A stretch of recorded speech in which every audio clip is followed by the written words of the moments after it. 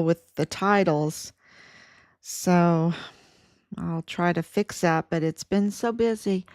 It's been so busy, and we don't have a team. I'm just doing this. I'm just doing this, every night for almost 5 years now. Well, at the beginning, it was twice a day for what was it, years, twice a day. Um, and then, as institutional support came in, and we just understood how we needed to identify the crimes because we're the investigators, right? We're the investigators, we're the media, we're the um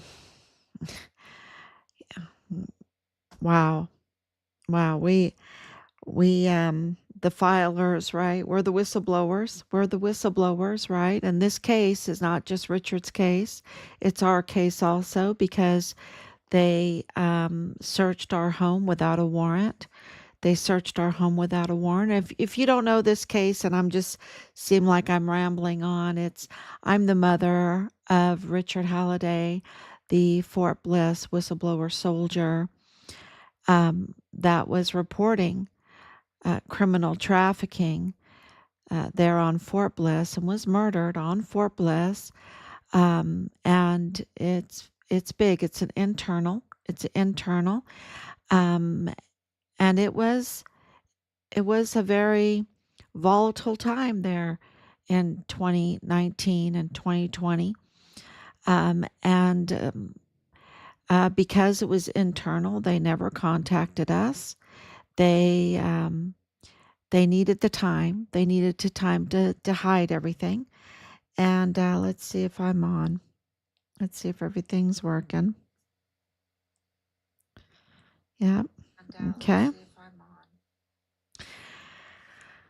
Um, and and so it's been what is it, 1,720? That's not the exact date, but round about that time of his murder and the failure of the military. And I want to talk about that today. It's really just amazing all the failures around this case and the organized crime that is embedded in our institutions, in our agencies, and also our military. And this case it makes the Iran-Contra, which Iran-Contra was El Paso. These are the same actor. That was like a little test. I think Iran-Contra was a little test because Richard's case is far, far larger and the crimes are far more egregious. And of course, Richard was not the major target in all of this. The target was President Trump. Okay, President Donald Trump. That was the main target. And I'm not saying that because I'm partisan or one side or one way or whatever, even though I am. Even though I'm absolutely, I probably should put it on. I'm absolutely um, MAGA. I'm absolutely MAGA. Um, and there's many reasons for it because of what they have put Donald Trump through. But long before that, in 2015, when I first started, when he came down that escalator, and I'm like, who's this guy? I don't know who this guy is. And we're living in Europe, and of course, we have had 4 children, and we're homeschooling, and we're very, very busy. And um, but I paused when he came down that escalator, and he said, um, "I'm going to build a wall." And of course, I was born in New Mexico. I went to school in El Paso. I lived on Fort Bliss for many years. I know William Beaumont very well. I went to MacArthur. I went to um, Bassett. these are the schools. I left for Temple, Texas for high school, but I grew up in that area. I know that area. I've been over to Juarez so many times. I was born in White Sands. Very, very few people were ever born in White Sands. I'm one of the very, very few because they opened up a clinic. I was born and they shut the clinic. And my dad always said that, you're one of the very few babies born there. Most babies are born at William Beaumont in El Paso. So, so I'm very familiar with that area. And of course, Richard's father, my husband, is also very familiar with that area, lived there for many, many years. Three of his siblings were born at William Beaumont. So we understand that area. Um, and so when all of this came to be, we weren't just because we were in Europe. Um, we understood what President Trump was saying when he said he was going to build a wall and make Mexico pay for it. So what did that mean to me? What did that mean to our family? It was, oh my gosh, they are going to go after this man because he just exposed the deficit, the $50 billion deficit we have with Mexico. That's what he just exposed. It was never about like hate or racism or anything.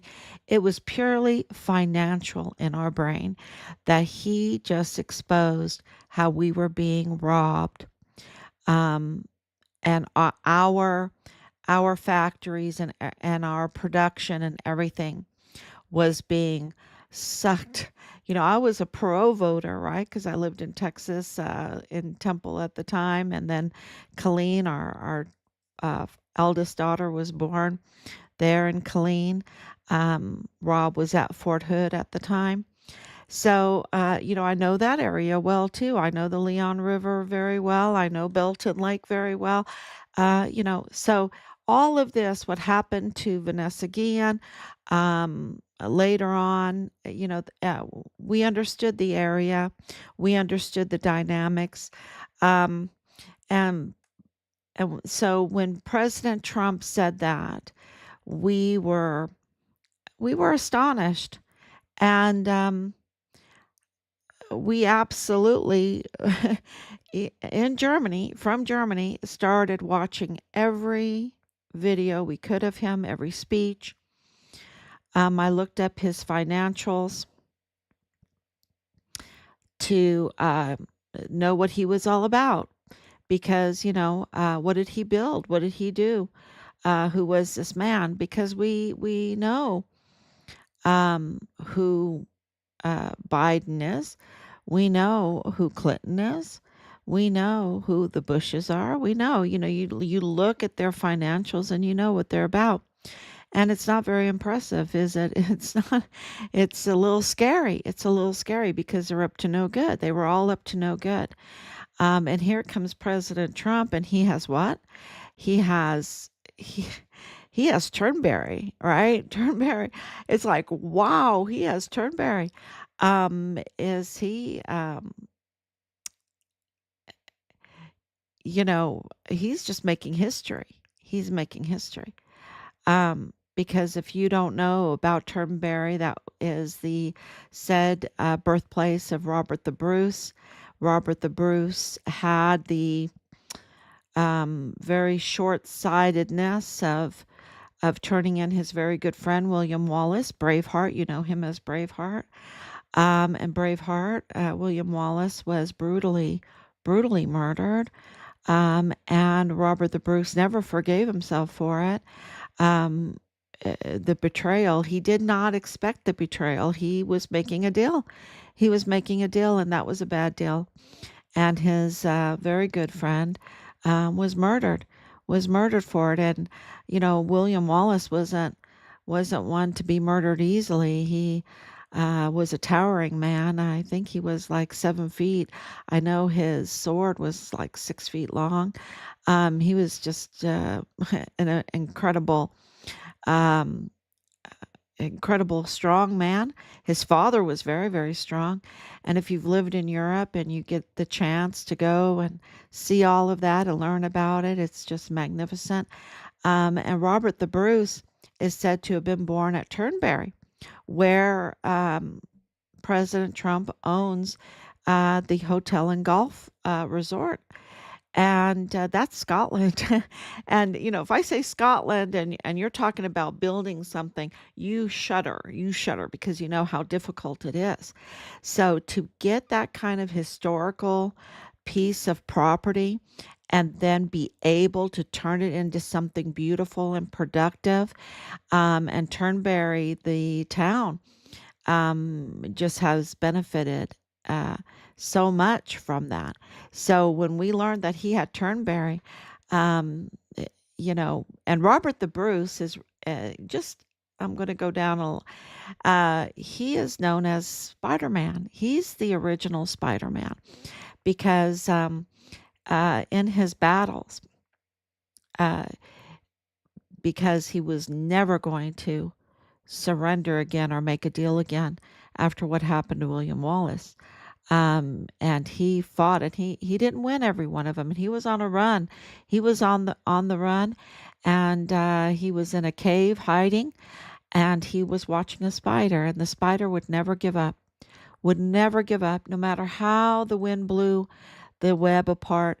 The spider kept spinning, kept working hard until it achieved its goal. And William Wallace said, I've got to be like the spider.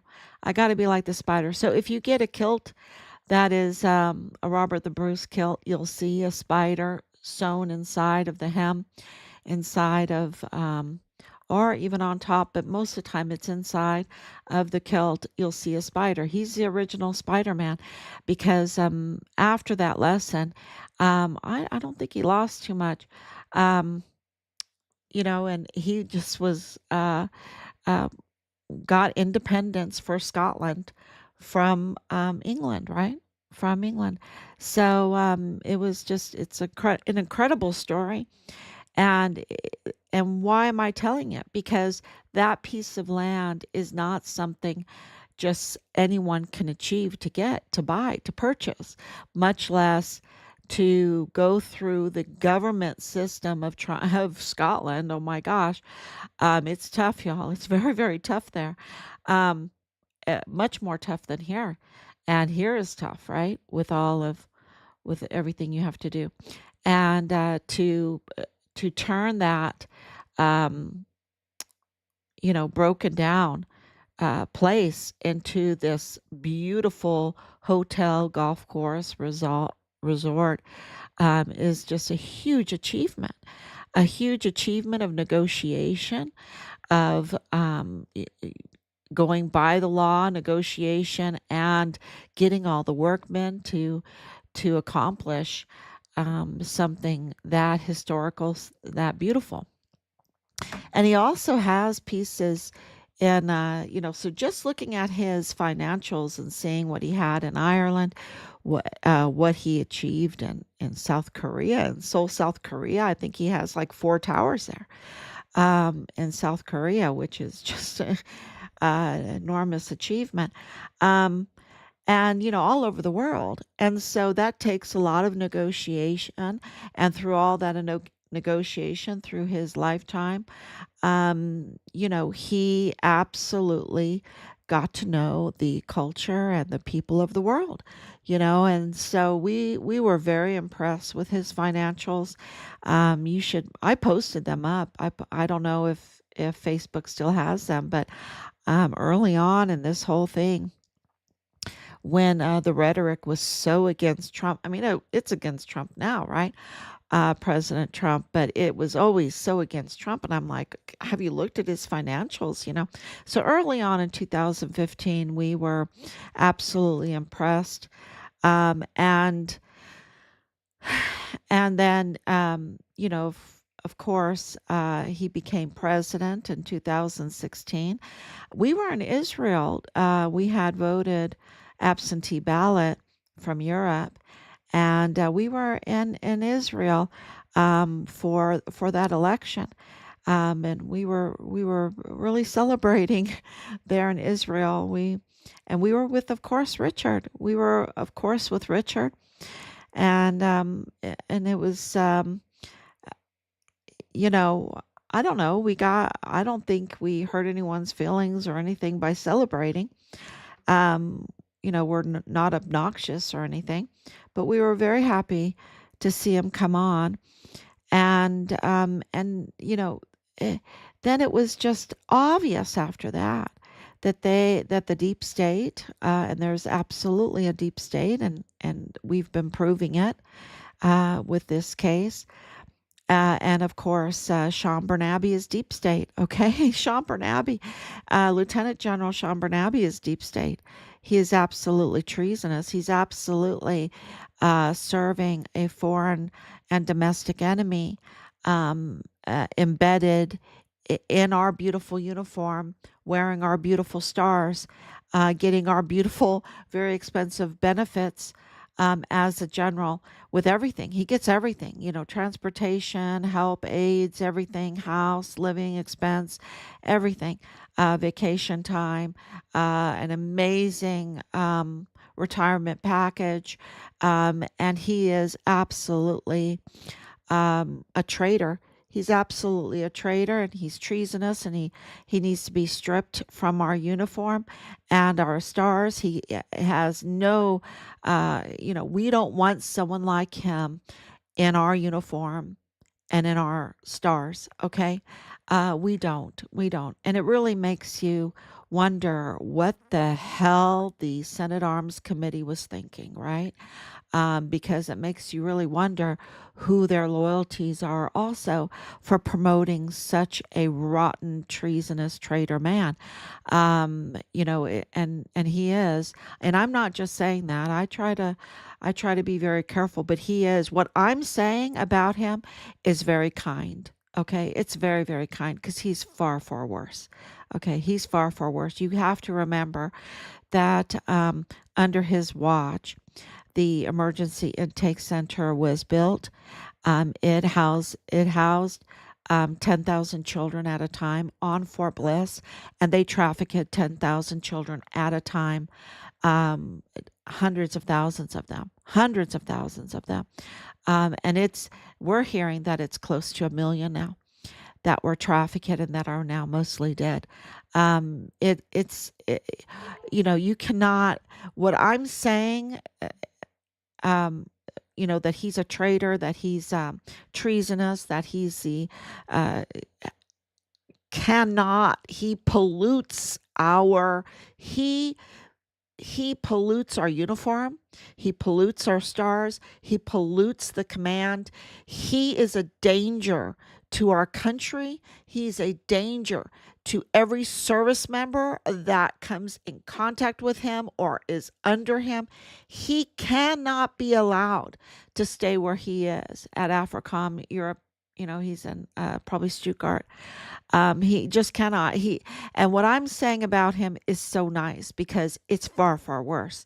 And I'll let the court martial, prosecution, whatever, however the law does this, because he does need to be facing the death penalty. He really does. He needs to be facing the death penalty for what he has done. And in our son's case, it's just absolutely, he is just the worst.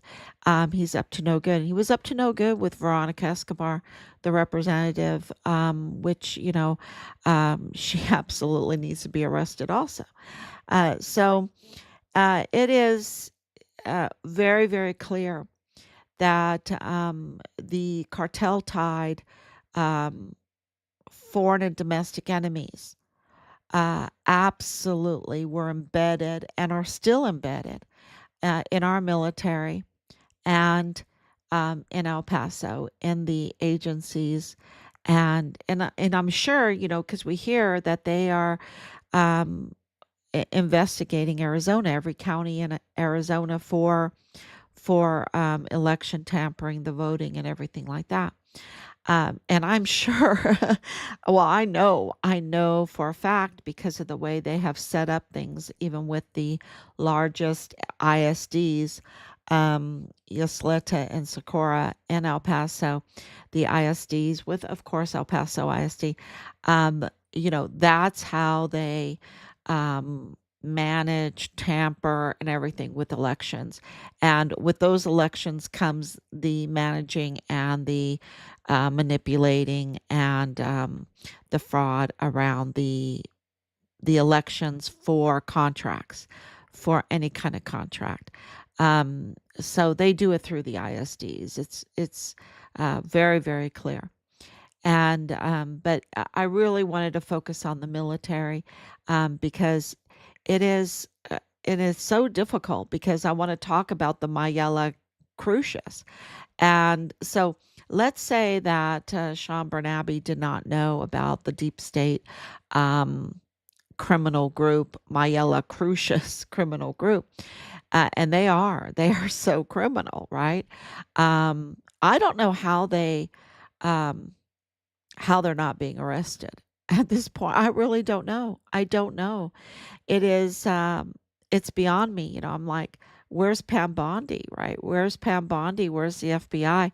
Um, I don't know why. I don't know how they're not being arrested because the evidence is so in your face, right? The evidence is so clear. It's such hard evidence. There's no doubt that the Mayellas absolutely are a criminal operation with the Crucius family. And if you want to know where the hate crime is, the hate crime is with the Mayella Crucius family, right? But not what they told you, not with what they told you. It is the covering up of the killing of uh, the Mexicans, a German, and Americans. And I try not to separate, even though I really love my German heritage, but I don't call myself a German. You know, um, I say, oh, I'm a German, meaning my heritage, but I'm an American, right? My passport is an American passport. My loyalties are to the United States of America. And so I know, and that's why I love El Paso so much. I love that Hispanic, German border kind of culture. It's just when it is booming, when it is a golden age, it's fabulous. The music is fabulous. The food is fabulous.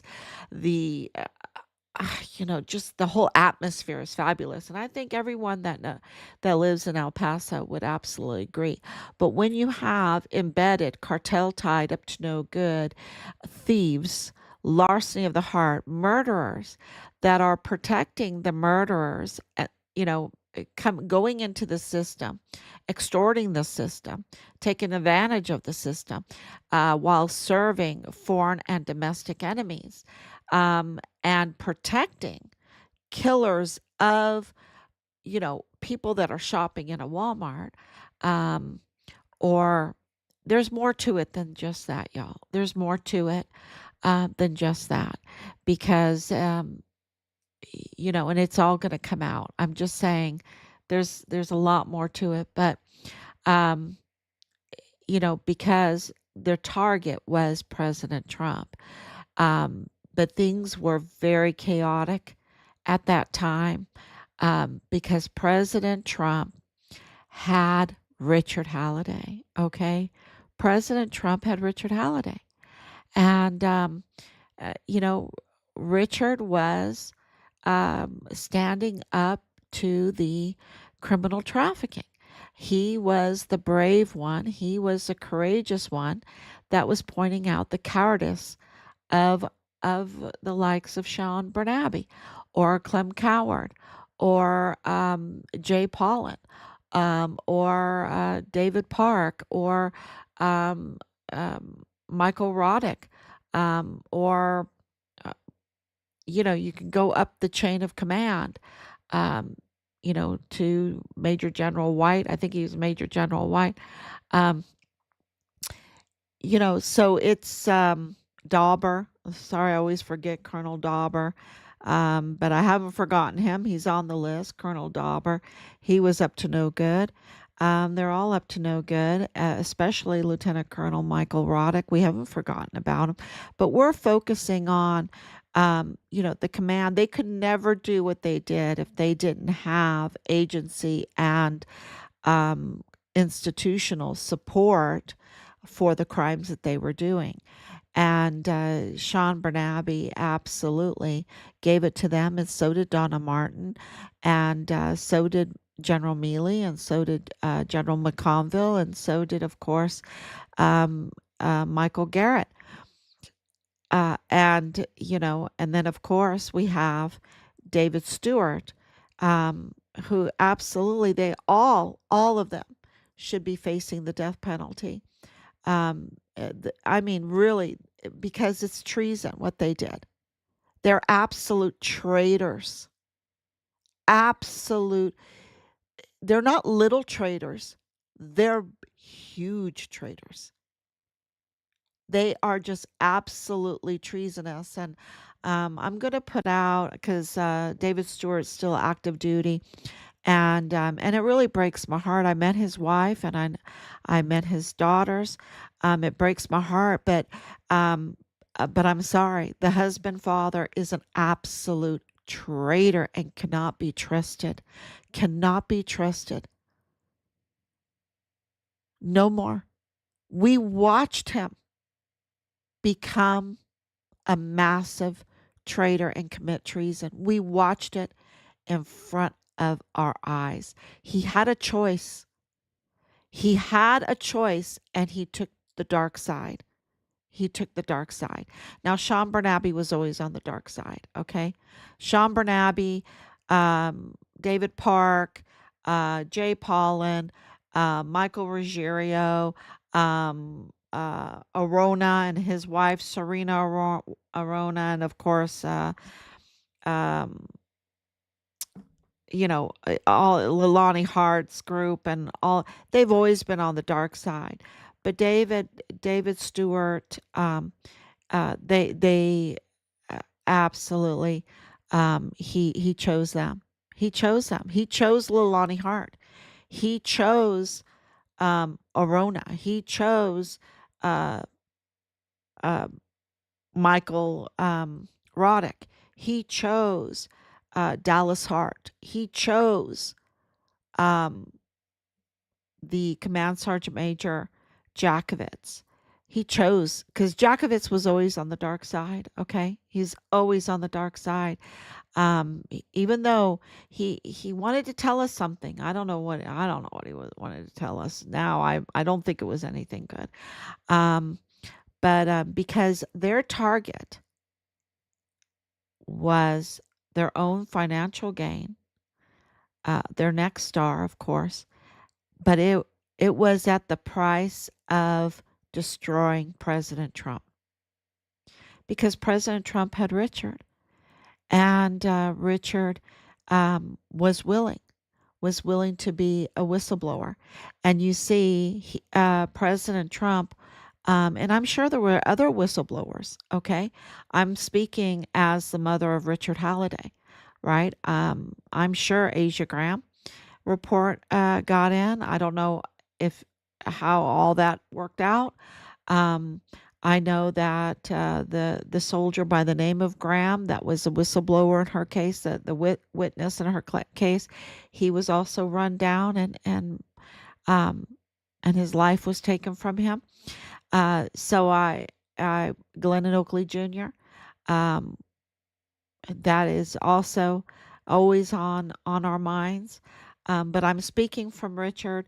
Richard, absolutely, there is no doubt that he was reporting, um, and that he was standing up to them, and that he was getting severely, brutally. I mean, they're bullies, y'all, and they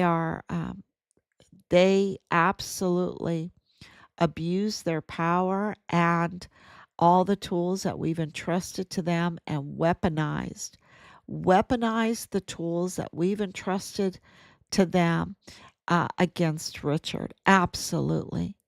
right, used the UCMJ, and they used it against us too. They used it against us with the asymmetric warfare tactics. They kicked us out. Meaning they pulled Richard off of the rolls to put us in jurisdiction limbo, and it wasn't until we really gave them a clear message that we weren't going to go away, and our Instagram post went viral, that they decided they had to control the narrative. We didn't know that at the time, but it's very clear now with evidence. They were controlling the narrative, and they brought Richard back on the rolls, and they had no intention to do an op ord, a real search, or anything. It was all to control the damage and to cover up for the murderers of the Walmart mass shooting, um, and prolong, continue the attack against President Trump. They absolutely had to control the narrative so that they could absolutely continue to try and attempt to destroy President Trump. There is no other way to explain this, but that was their goal. Because when when you have whistleblowers, when you have documented crimes, right? And you're the chief law enforcement officer, which you are as president, then you have the obligation to look into it. And so Richard was the whistleblower, and President Trump um, was responding, was responding with the audits, with the investigations. And Sean Bernabe was brought in because he is absolutely deep state, serving foreign and domestic enemies, to come in there and control the damage, and really fight President Trump. Really. Um, and so it was, and by fighting President Trump, right, to attack him, it's mutiny, right? That was mutiny. That's what I call it, a mutiny.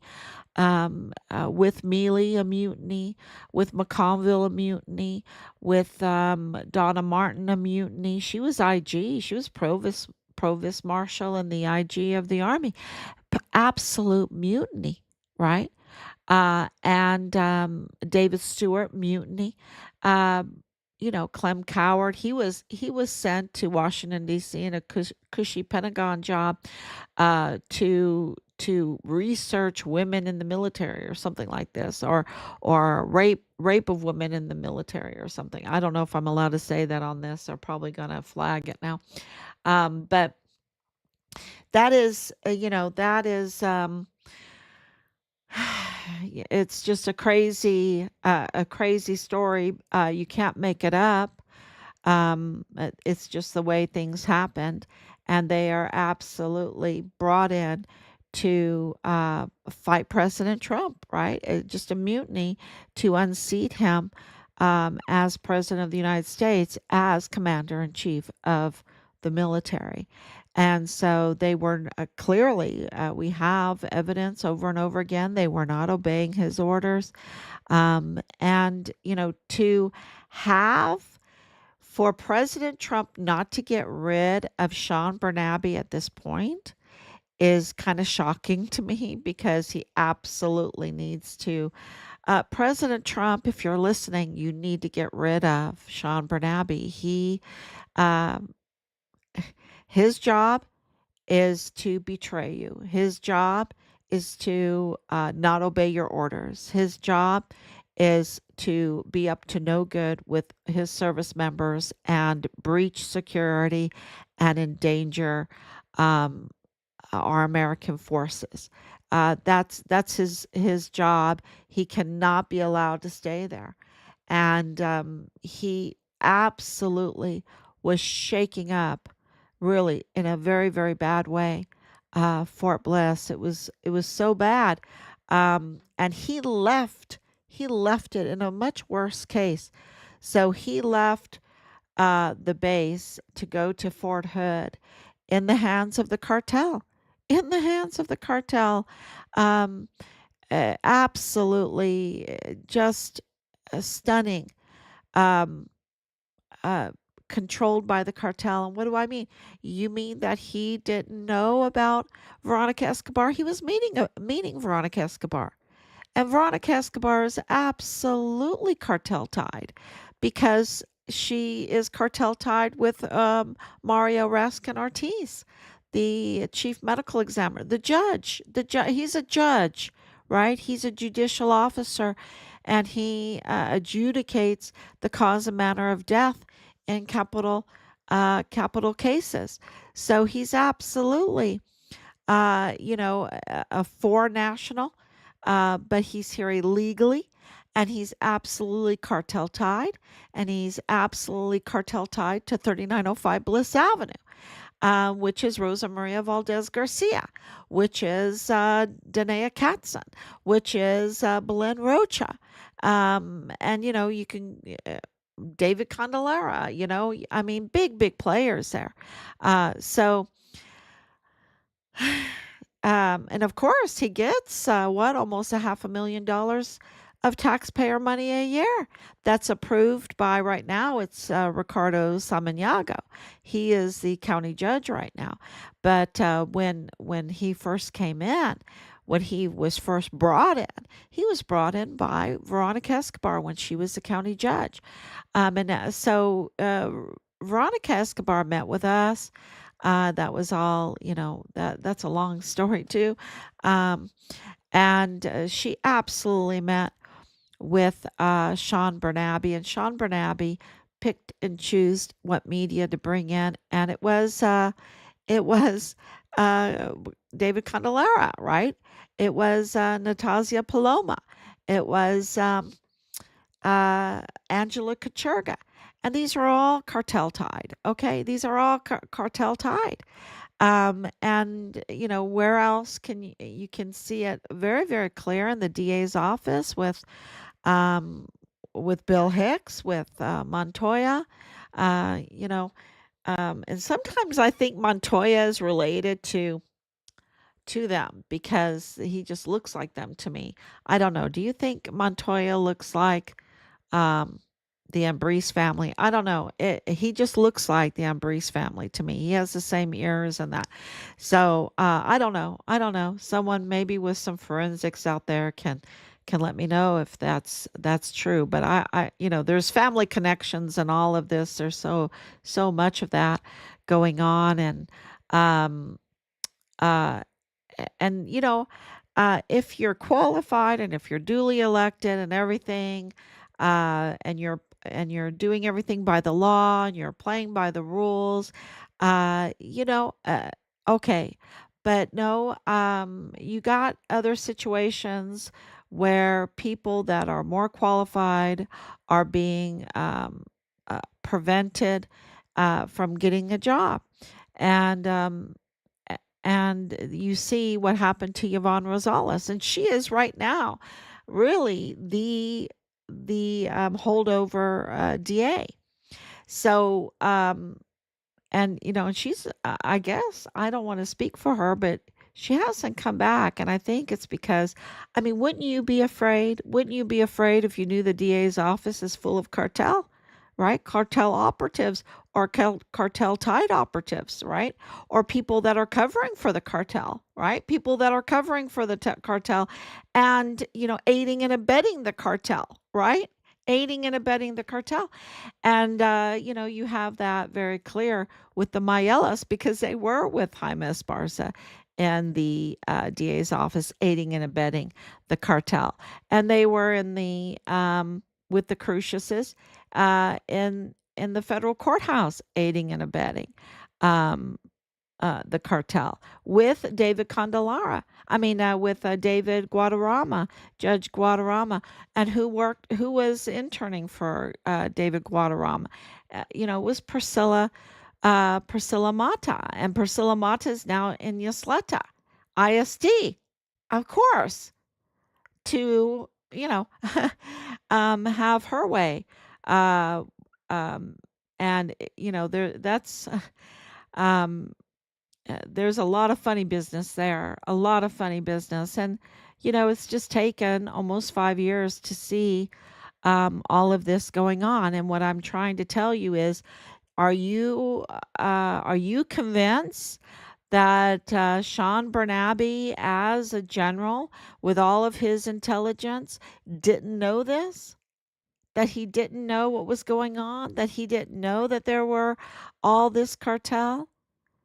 He didn't know uh, General Kelly was such a failure, or was General Kelly a failure? I mean, General Kelly was Southcom, right?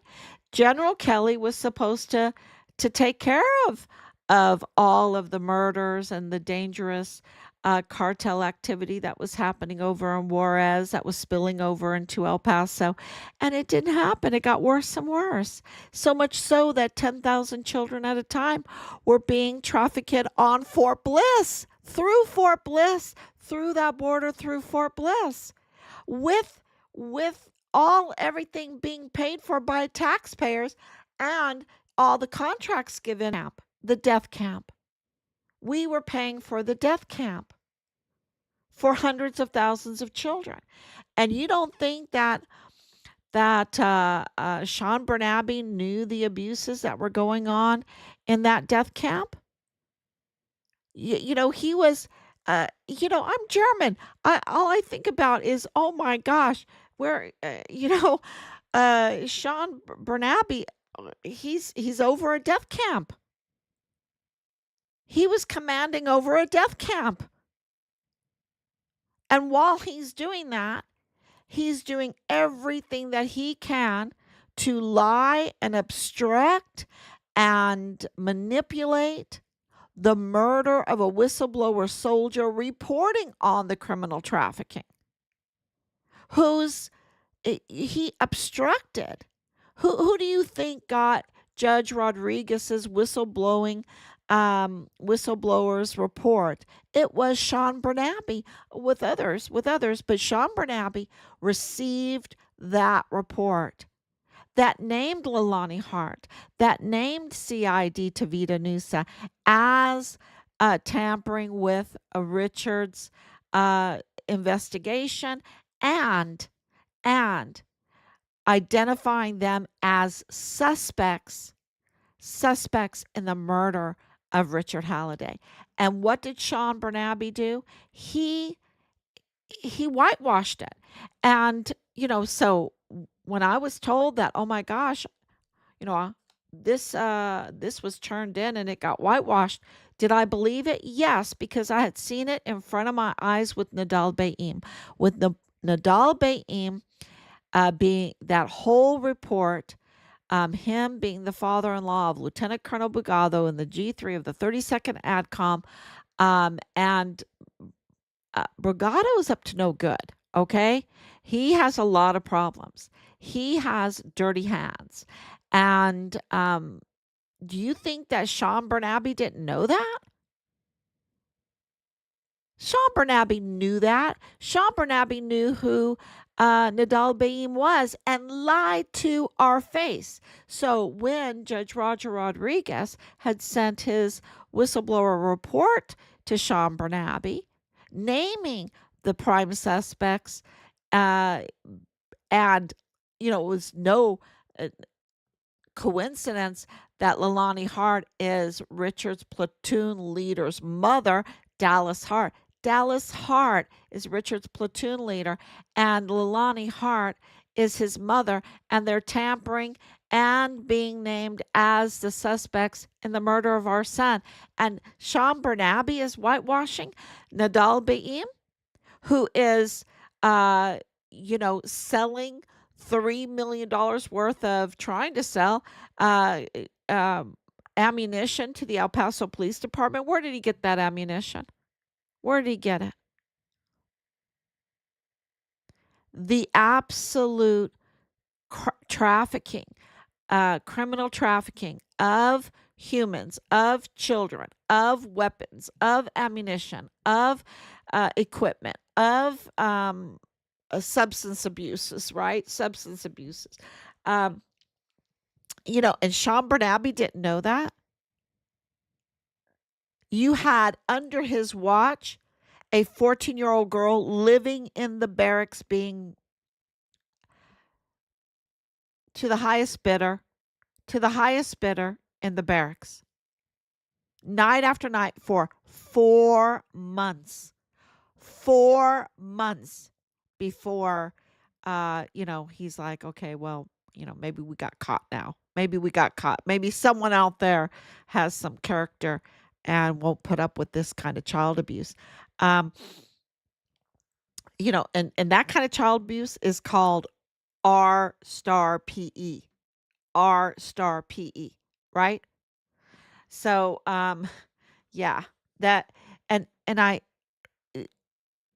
he doesn't know that that can be used against the soldiers. He doesn't know that that can be used against his soldiers, that they can be blackmailed, that they're taking videos, that they're taking pictures, that they're airdropping these videos and these pictures, and that they're also putting them online and everything. You're telling me he doesn't know that he lives back in the, you know, olden photograph days? Is that what you're, no, he, his, his crimes are so egregious. The endangerment of Fort Bliss, the breaches of security, the endangerment of all of our troops, all of our service members, the national security, the allowing the infiltration of a foreign criminal organization into our military, and not um, and allowing it to flourish in El Paso, because if Fort Bliss would have been doing what it supposed to be doing, um, uh, they could have put pressure on the law enforcement there in El Paso to get their act together and get rid of the cartel activities. They could have done that because Fort Bliss brings in so much money. But I think that El Paso would be uh, far better without Fort Bliss, because I think that Fort Bliss um, instigates, or what do you call it? Feeds it. It's like the fuel to the cartel activity there in El Paso. So, if I was in El Paso, and I would say close down Fort Bliss. That's what I would say. Close down Fort Bliss. Um, my Oma used to say, "Lieber keine wie so eine," which means I rather have none. I rather have much less than something like that, right? I rather have less than something so evil like that. That's what it means. But it sounds really good in German. Lieber keine wie so eine. It's a nice little ring to it. And uh, yeah, so when it comes to Fort Bliss, when it comes to um, Sean Bernabe, Liebe keine wie so eine. Absolutely. And so he really needs to um, hopefully the posts, and thank you so much for sharing them. I hope you share all of them, especially the Mayela Crucius ones. But of course, the military ones, it's so super important for our national defense, and to get accountability for Richard, and also to get the answers of uh, his remains, to get Richard's remains back. Um, to, they want to kind of throw you a bone every so often. And then President Trump came in uh, January 20th and January 24th. We had the In the Line of Duty declaration. That wasn't a mistake. And I just want to let you know this, because I don't really talk about so much about what's happening behind the scenes. But I want to tell everyone that we're in communication with the top, with the top. Okay, we're in communication with the top. And I just want to give that hope to everybody because, I see a lot of comments. Oh, w- can you believe it? He's still in power. And when is this ever going to end? Is this how we have to live? And with these corrupt thieves and murderers and treasonous traitors, and you know, uh, I don't know how else to say it. Right? Do we have to live? And I want to say, when they are so embedded, like the Mayella Crucius, and also like in the military, because don't forget, this was Mealy, McConville, Kelly, General Kelly. Absolutely, y'all. He was working for the governor of Chihuahua. He was Southcom way before. I think he started Southcom in 2012 or something like that, right? I mean, he knew that southern El Paso Juarez border. He knew that like the back of his hands. Um, and he was up to no good. He was up to no good. And so, and please correct me if I'm wrong, but I know it was absolutely 2014, and I know that he built the Hempstead um, migrant.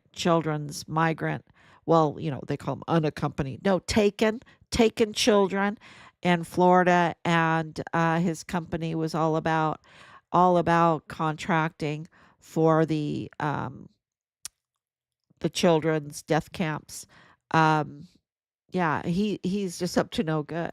So, um, so we have Kelly, we have Michael Garrett, the Force Comp.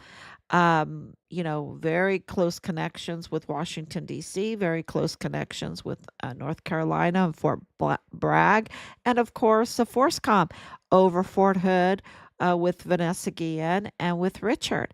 And he just absolutely, he could have done so much. But what he did was work behind the scenes to control the narrative, to protect the murderers, okay? And when I say that, because Richard's case is connected to the Walmart case, I want to say to the Hispanics, the killing of the Hispanics, the German, and the Americans, and he protected that. And so that's aiding and abetting. That's aiding and abetting. I mean, it's just so you've got all of that. There's so many, of course, the Jag is a big part of that. Um, and then, of course, with the federal courthouse, with the Mayellas, and then in the DA's office, and then in the FBI field office, and then in Walmart cybersecurity, and then in the ISDs, and then in mental health. In mental health, and Lorraine Mayella, mental health. Wouldn't that be something? Wouldn't that be something to be able to be face to face with the victims, with the families, and know everything going on, and even can kind of do a little psyop, with them, and who knows if medication was distributed, and but to be that close, to know who knows what, all of the eyewitnesses, and then to get paid for it, and to get paid for it both taxpayers' money or with, I know that El Paso Community Foundation, woohoo,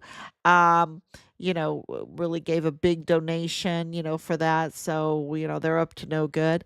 Um, all this mental health stuff, it is absolutely a doorway into witness intimidation, and knowing what witnesses know and things like that. So, uh, there's just so much of this. And,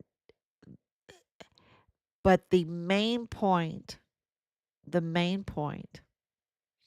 is they were attacking President Trump, and Richard was absolutely a hero, and standing against it, and they had to silence him.